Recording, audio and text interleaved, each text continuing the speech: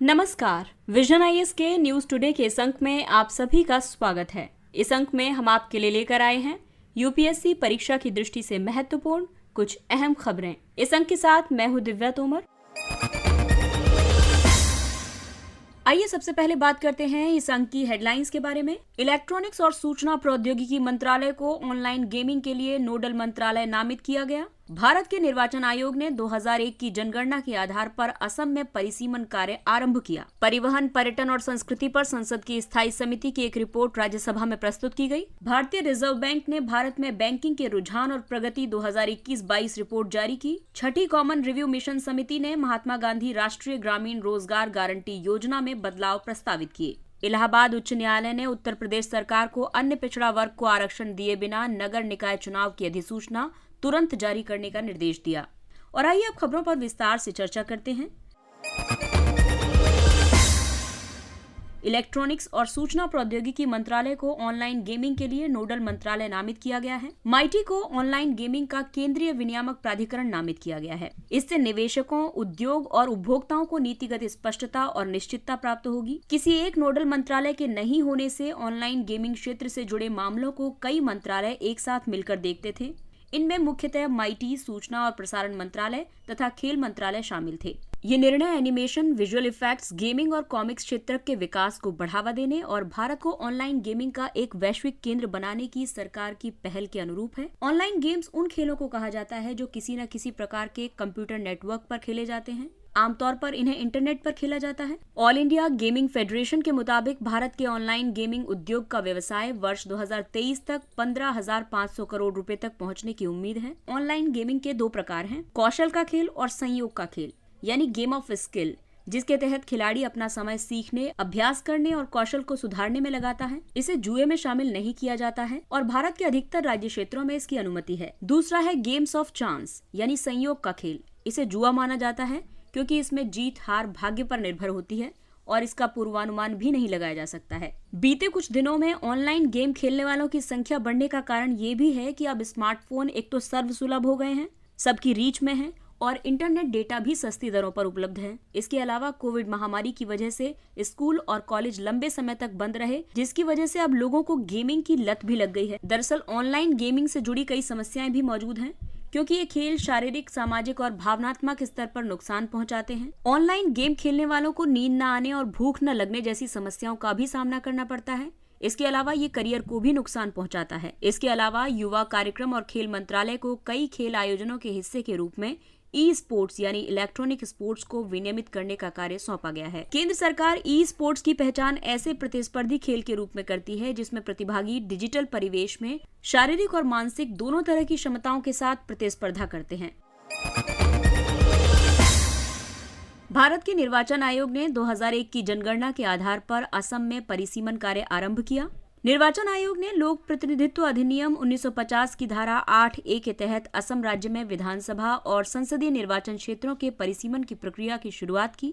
असम में निर्वाचन क्षेत्रों का आखिरी बार परिसीमन वर्ष 1971 की जनगणना के आंकड़ों के आधार पर किया गया था। आरपीए 1950 की धारा 8A के तहत राष्ट्रपति 4 पूर्वोत्तर राज्यों में परिसीमन कार्य करने का आदेश दे सकते हैं और ये 4 राज्य हैं अरुणाचल प्रदेश, असम, मणिपुर और नागालैंड। इन चारों राज्यों में पिछले 51 वर्षों से परिसीमन कार्य नहीं किए गए हैं। वर्ष 2002 से 2008 के बीच संपन्न परिसीमन कार्यों में पूर्वोत्तर के 4 राज्यों असम, अरुणाचल प्रदेश, मणिपुर और नागालैंड को शामिल नहीं किया गया था। वर्ष 2001 की जनगणना के इस्तेमाल की आशंका की वजह से इन राज्यों में परिसीमन कार्य नहीं किया गया था। असम में परिसीमन से जुड़े मुद्दों की बात करें तो असम को परिसीमन से बाहर रखना संविधान के अनुच्छेद 14 के तहत भारत के नागरिकों को प्राप्त मौलिक अधिकारों का उल्लंघन है। साथ ही कानून और व्यवस्था की मौजूदा स्थिति में असम में परिसीमन कार्य संपन्न कराना चुनौतीपूर्ण भी है। परिसीमन विधायी निकाय वाले किसी देश या किसी राज्य में क्षेत्रीय निर्वाचन क्षेत्रों की सीमाओं को तय करने या फिर परिभाषित करने की प्रक्रिया है। इसका उद्देश्य समान जनसंख्या समूह के लिए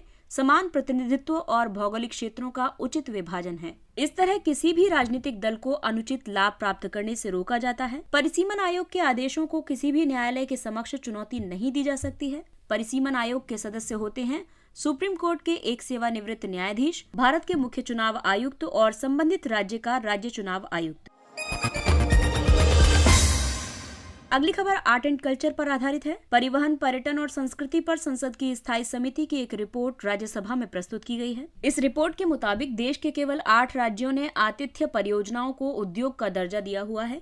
ये राज्य हैं महाराष्ट्र, गुजरात, मध्य प्रदेश, केरल, कर्नाटक, पंजाब, राजस्थान और उत्तराखंड। दरअसल आतिथ्य क्षेत्र को अगर उद्योग का दर्जा प्रदान किया जाता है तो इससे पर्यटन क्षेत्र को कई लाभ प्राप्त होंगे, जैसे कि होटलों और रिजॉर्ट्स में बिजली और पानी कम दरों पर प्राप्त होंगे, कम संपत्ति कर देना पड़ेगा, लाइसेंस शुल्क को तर्कसंगत बनाया जा सकेगा, होटल परियोजनाओं और उनके संचालन के लिए मंजूरी की प्रक्रिया सरल हो जाएगी। आपको बता दें कि पर्यटन क्षेत्र के विकास के लिए केवल राष्ट्रीय पर्यटन नीति का प्रारूप तैयार करना ही पर्याप्त नहीं है। वर्ष 2017-18 से पहले स्वीकृत कई परियोजनाओं में प्रगति दर उम्मीद से कम रही है। इस समिति ने कई सिफारिशें भी की हैं, जैसे कि पर्यटन मंत्रालय को राज्य और केंद्रीय औद्योगिक नीतियों में आतिथ्य क्षेत्र को शामिल करने के लिए एक रणनीति तैयार करनी चाहिए, जिससे कि सभी राज्यों में इस क्षेत्र को उद्योग का दर्जा दिया जा सकेगा। इसके अलावा राष्ट्रीय पर्यटन परिषद का शीघ्र गठन किया जाना चाहिए, ताकि ये आतिथ्य क्षेत्र से संबंधित अलग अलग मुद्दों पर सिफारिश कर सके। समिति ने ये भी कहा है कि पर्यटन को समवर्ती सूची में शामिल किया जाना चाहिए। इससे महामारी से प्रभावित भारतीय पर्यटन क्षेत्र से जुड़े मुद्दों में स्पष्टता आएगी। राष्ट्रीय पर्यटन नीति 2022 का उद्देश्य भारत के पर्यटन स्थलों का कायाकल्प करना है। इससे इन जगहों पर विश्व स्तरीय पर्यटन अनुभव मिल सकेगा और साथ ही भारत को सतत और उत्तरदायी पर्यटन के लिए विश्व के सर्वप्रमुख गंतव्यों में से एक बनाया जा सकेगा। भारत में पर्यटन क्षेत्र की बात करें तो विश्व यात्रा और पर्यटन परिषद के मुताबिक सकल घरेलू उत्पाद में यात्रा और पर्यटन के योगदान के मामले में भारत का विश्व में 6ठा स्थान है और भारत के कुल रोजगार का 8.1% पर्यटन क्षेत्र से जुड़ा हुआ है। अगली खबर बैंकिंग क्षेत्र से संबंधित है। भारतीय रिजर्व बैंक ने भारत में बैंकिंग के रुझान और प्रगति 2021-22 रिपोर्ट जारी की है। ये रिपोर्ट बैंकिंग विनियमन अधिनियम 1949 के अनुपालन से संबंधित एक वैधानिक प्रकाशन है। इस रिपोर्ट में सहकारी बैंकों और गैर बैंकिंग वित्तीय संस्थानों सहित बैंकिंग क्षेत्र के प्रदर्शन का मूल्यांकन किया गया है। इस रिपोर्ट में ये भी कहा गया कि 7 वर्षों के अंतराल के बाद वर्ष 2021-22 में अनुसूचित वाणिज्यिक बैंकों की समेकित बैलेंस शीट में दोहरे अंकों की वृद्धि दर्ज की गई है। शेड्यूल्ड कमर्शियल बैंक्स का सकल गैर निष्पादित परिसंपत्ति अनुपात वर्ष 2017-18 में अपने शीर्ष पर था, जो कि लगभग 9% था और ये मार्च 2022 के अंत तक घटकर 5.8% रह गया है। वहीं रिपोर्ट में ये भी कहा गया है कि शहरी सहकारी बैंकों के वित्तीय प्रदर्शन में सुधार देखा गया है। पूंजी बफर में बढ़ोतरी, जीएनपीए अनुपात में गिरावट और बेहतर लाभप्रदता जैसे संकेतक इस सुधार का संकेत देते हैं। एनपीए में गिरावट के कई कारण हैं। सार्वजनिक क्षेत्र के बैंक ऋणों को बट्टे खाते में डाल रहे हैं। इसके अलावा निजी क्षेत्र के बैंकों में ऋणों में सुधार देखा गया है और बड़े ऋणों की हिस्सेदारी कम हुई है। और आइए अब जानते हैं एनपीए और ऋण को बट्टे खाते में डालने के बीच तुलना के बारे में। एनपीए ऐसा ऋण या फिर अग्रिम है जिसके मूलधन या ब्याज का भुगतान निर्धारित तिथि से 90 दिनों तक नहीं किया गया है, जबकि ऋण को बट्टे में डालने का मतलब है कि कर्जदार द्वारा ऋण चुकाने में विफल होने पर बैंक कर्ज को बट्टे खाते में डाल देते हैं और इसकी वसूली की संभावना बहुत कम रह जाती है। एनपीए की 3 श्रेणियां हैं। एक है सब स्टैंडर्ड परिसंपत्तियां, यानी कि वो परिसंपत्तियां जो 12 महीने से या इससे कम अवधि की गैर निष्पादित परिसंपत्तियां हैं। दूसरी है संदेहास्पद यानी कि डाउटफुल परिसंपत्तियां, ये 12 महीने की अवमानक परिसंपत्तियां हैं। और तीसरी है नुकसान वाली परिसंपत्तियां, जिनकी वसूली असंभव हो जाती है। वहीं जो ऋण बट्टे खाते में डाले जाते हैं, ऋणदाता ऐसे ऋण या एनपीए को अपनी बैलेंस शीट में परिसंपत्तियों के स्थान पर हानि के रूप में दर्ज करते हैं। ऋण को बट्टे खाते में डालने के बाद प्रोविजनिंग नहीं होने से धन की बचत होती है और टैक्स देनदारी कम होती है। ऋण को बट्टे खाते में डालना ऋण माफी से अलग है। ऋण माफी के तहत ऋण खाते को पूर्ण रूप से रद्द कर दिया जाता है। अगला टॉपिक मनरेगा से जुड़ा हुआ है। 6ठी कॉमन रिव्यू मिशन समिति ने महात्मा गांधी राष्ट्रीय ग्रामीण रोजगार गारंटी योजना में बदलाव प्रस्तावित किए हैं। रिपोर्ट में कई मुद्दों को रेखांकित किया गया है। इसमें कहा गया है कि सामग्री और मजदूरी घटक दोनों के भुगतान में देरी देखी जा रही है। इसके अलावा सामग्री घटक के लिए 200 रुपए का रिवॉल्विंग फंड अपर्याप्त है। रिवॉल्विंग फंड एक ऐसी निधि होती है जिसे एक वित्तीय वर्ष में खर्च करने की अनिवार्यता नहीं होती है। इस योजना के लिए श्रम बल की आवश्यकता को देखते हुए अनुमत प्रशासनिक व्यय 6% भी अपर्याप्त है। राष्ट्रीय मोबाइल निगरानी प्रणाली एप्लीकेशन लागू नहीं की गई है। ये मनरेगा कार्यस्थलों पर श्रमिकों की जियो टैगिंग की गई तस्वीरों के साथ उनकी रियल टाइम उपस्थिति दर्ज करने की अनुमति देता है।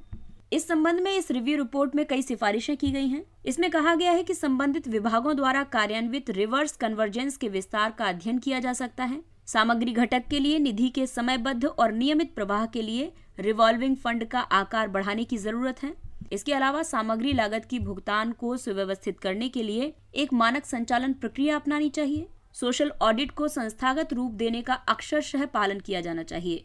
महात्मा गांधी राष्ट्रीय ग्रामीण रोजगार गारंटी अधिनियम 2005 के तहत मनरेगा योजना का क्रियान्वयन किया जा रहा है। ये योजना एक वित्तीय वर्ष में उस ग्रामीण परिवार को 100 दिनों के मजदूरी आधारित रोजगार की गारंटी देती है जिसका वयस्क सदस्य स्वेच्छा से अकुशल शारीरिक श्रम करने का इच्छुक होता है। 100 कार्य दिवसों का 150 कार्य दिवसों तक विस्तार किया जा सकता है। योजना के अंतर्गत सामुदायिक और निजी दोनों प्रकार की जमीनों पर भूमि विकास और मृदा संरक्षण, जल संचयन जैसे कार्य शामिल हैं। इसमें मजदूरी और सामग्री की लागत 60 और 40 के अनुपात में होना जरूरी है। केंद्र सरकार के पास 18 राज्यों का 4,700 करोड़ रुपए मजदूरी खर्च और 19 राज्यों का 5,450 करोड़ रुपए का सामग्री खर्च बकाया है।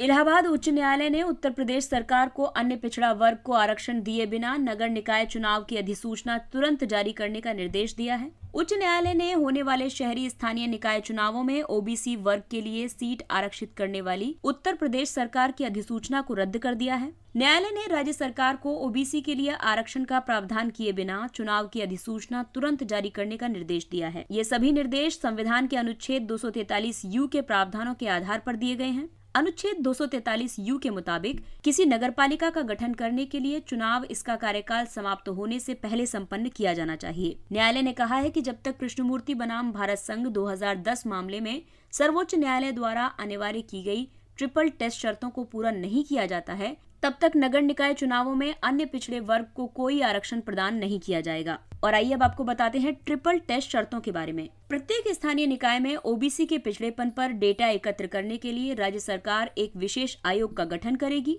इसके अलावा आयोग के प्रस्तावों के अनुरूप आरक्षण का अनुपात निर्धारित किया जाएगा और ये सुनिश्चित करना कि आरक्षण अनुसूचित जातियों, अनुसूचित जनजातियों और अन्य पिछड़ा वर्ग के पक्ष में समग्र आरक्षित सीटों के कुल 50% से ज्यादा नहीं होना चाहिए। भारत का संविधान स्थानीय निकायों में अनुसूचित जाति और अनुसूचित जनजाति के लिए उनकी जनसंख्या के आधार पर आरक्षण का प्रावधान करता है। राज्य सरकारों को ओबीसी के लिए आरक्षण पर निर्णय लेने की अनुमति दी गई है। और आइए अब बात करते हैं कुछ अन्य महत्वपूर्ण सुर्खियों के बारे में। ट्रेडमार्क। हमदर्द नेशनल फाउंडेशन इंडिया बनाम सदर लैबोरेटरीज प्राइवेट लिमिटेड वाद में दिल्ली उच्च न्यायालय ने सदर लैबोरेटरीज को विवादित ट्रेडमार्क दिल-अफ़ज़ा के तहत पेय पदार्थ बनाने और बेचने से प्रतिबंधित कर दिया है। ट्रेडमार्क एक विशिष्ट चिन्ह या फिर संकेतक होता है जिसका उपयोग किसी व्यवसाय संगठन द्वारा अपने उत्पादों या सेवाओं को अन्य संस्थाओं के उत्पादों या सेवाओं से अलग दर्शाने के लिए किया जाता है। ये मूल स्रोत या उत्पत्ति के मार्ग के रूप में कार्य करता है।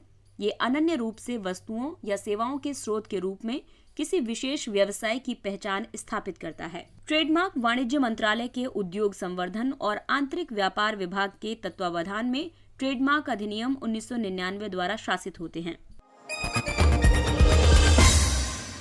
अगला टॉपिक है इनपुट टैक्स क्रेडिट। वित्त मंत्रालय ने मौजूदा आईटीसी यानी इनपुट टैक्स क्रेडिट ढांचे में बदलाव लाने के लिए केंद्रीय माल और सेवा कर नियमों में नियम 37A जोड़ा है। इसका मतलब ये है कि यदि किसी पंजीकृत करदाता ने आईटीसी का दावा किया है लेकिन उस अवधि के लिए आपूर्तिकर्ता ने देय कर प्रत्येक 30 सितंबर तक अपने विवरण में प्रस्तुत नहीं किया है तो ऐसे वित्तीय वर्ष की समाप्ति के बाद 30 नवंबर को या उससे पहले आईटीसी को वापस लौटाना होगा। आईटीसी का मतलब है कि उत्पादन पर कर का भुगतान करते समय आगत यानी इनपुट पर पहले से चुकाए गए कर को कम किया जा सकता है और शेष राशि का भुगतान किया जा सकता है। आईटीसी का दावा केवल व्यावसायिक उद्देश्यों के लिए ही किया जा सकता है। इनपुट क्रेडिट को समझने के लिए हम इसको इस तरीके से देखते हैं कि ए, बी और सी फर्म तीनों इनपुट खरीदती हैं। ए ने इसके लिए 100 रुपए की राशि चुकाई है, बी ने इसके लिए 120 रुपए की राशि चुकाई है, बी ने इसका उत्पादन किया है और उत्पादन पर कर 450 रुपए दिया है। फिर सी की खरीद पर चुकाई गई राशि जो है वो 80 रुपए है। अब इसमें विनिर्माता द्वारा भुगतान किए जाने वाला कर 450 रुपए हुआ। इसमें 450 रुपए इनपुट पर भुगतान किए गए कर में से खरीद पर कर तो ए ने 100 में खरीदा, बी ने 120 में खरीदा और 80 में सी ने खरीदा। तो इन तीनों को मिलाकर हुए 300 रुपए, यानी कि 450 में से अब आप 150 घटा दीजिए तो 300 रुपए जो है वो इनपुट क्रेडिट हो गया। अगला टॉपिक है गिग कामगारों के लिए यूनाइटेड किंगडम में लागू पेंशन योजना जैसी योजना। पेंशन निधि विनियामक और विकास प्राधिकरण PFRDA ने गिग कामगारों के लिए यूनाइटेड किंगडम में लागू पेंशन योजना जैसी पेंशन योजना शुरू करने की सिफारिश की है। इस नवीन पेंशन योजना में नियोक्ता गिग कामगारों को किए जाने वाले भुगतान का एक अंश घटा देते हैं और उसका NPS स्कीम में योगदान करते हैं।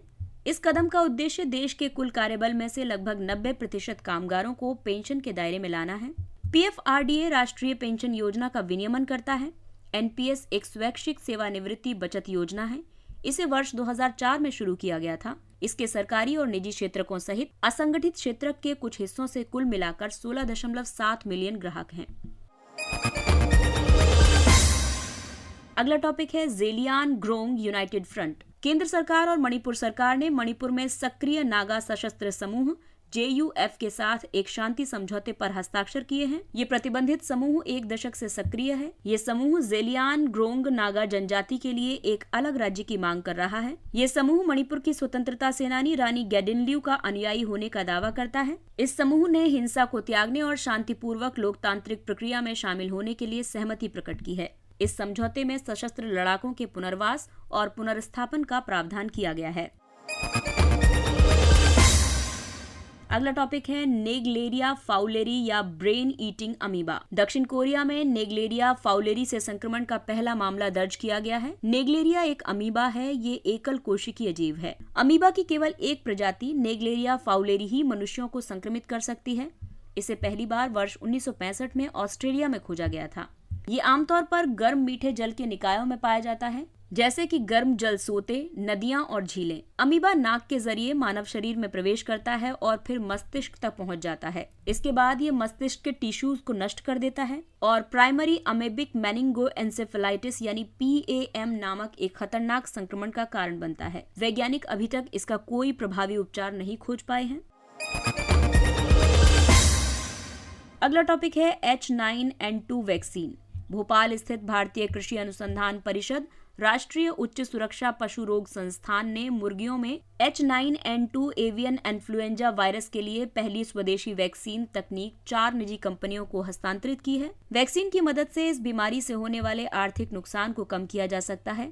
इससे कुक्कुट व्यवसाय में लगे किसानों की आय में वृद्धि होगी। H9N2 इन्फ्लुएंजा ए वायरस का एक उपप्रकार है। ये ह्यूमन इन्फ्लुएंजा के साथ साथ बर्ड फ्लू का भी कारण बनता है। H9N2 को जंगली पक्षियों और स्तनधारियों जैसे मनुष्यों, बिल्लियों, कुत्तों, सूअरों आदि सहित अन्य 50 से अधिक प्रजातियों में पाया गया है। इस वायरस के संक्रमण का संचरण संक्रमित जीवित या फिर मृत कुक्कुट के साथ प्रत्यक्ष या अप्रत्यक्ष संपर्क के कारण होता है। इंकोवैक। हैदराबाद स्थित भारत बायोटेक ने कहा है कि उनकी नाक के जरिए दी जाने वाली वैक्सीन इंकोवैक जनवरी 2023 से सार्वजनिक उपयोग के लिए उपलब्ध होगी। इंकोवैक का इस्तेमाल 18 साल से अधिक की आयु वर्ग के लिए बूस्टर डोज के रूप में किया जाएगा। ये कोविड के लिए दुनिया की प्रथम इंट्रानेजल वैक्सीन है। इस वैक्सीन को 2 खुराक वाले प्राथमिक टीकाकरण में शामिल करने और एक हेटेरोलोगस बूस्टर खुराक के रूप में अनुमोदन प्राप्त हुआ है। कोवैक्सीन में एक निष्क्रिय SARS-CoV-2 वायरस था। इसके विपरीत नेजल वैक्सीन में इसका केवल एक हिस्सा स्पाइक प्रोटीन होता है। अगला टॉपिक है मुल्ला पेरियार बांध केरल।